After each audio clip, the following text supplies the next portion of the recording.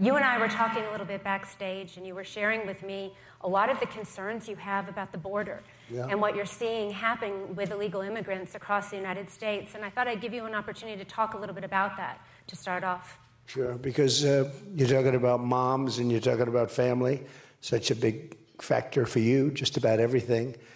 And when you look at what's happening in our country, this is so tough. You know, it's one thing you don't drill oil or you don't do something that you can do with a new group coming in, but millions and millions of people, 21 million people, I think the real number is. That you hear 13, 14, 15, like that's not a big number, but it is, but 21 million people.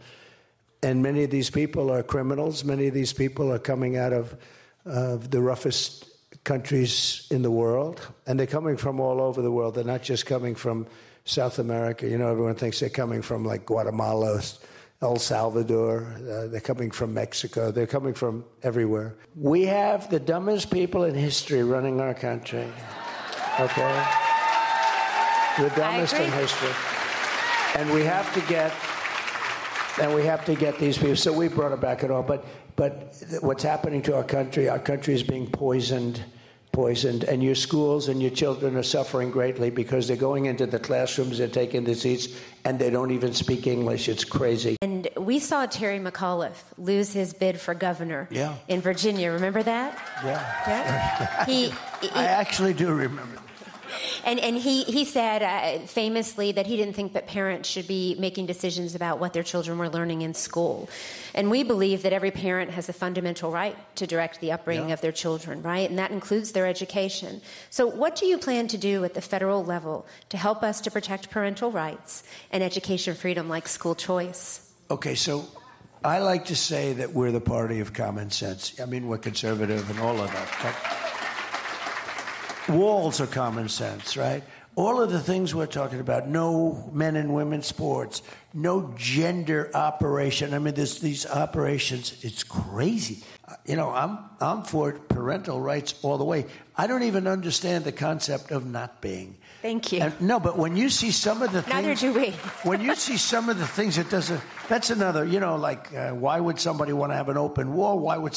When you see some of the things that they want people to do in these school boards, and they become like dictatorships, and the parents are screaming for the life of their child, a lot having to do with transgender, a lot having to do with a lot of other things.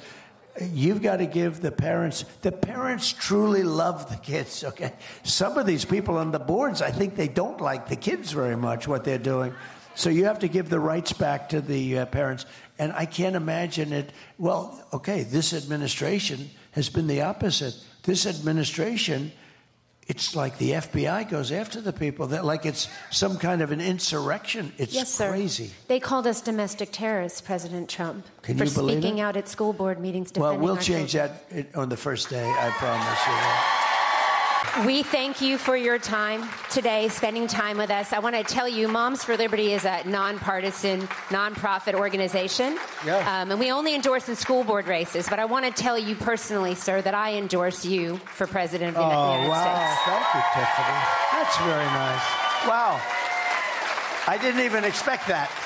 Thank you, Tiffany. Thank you.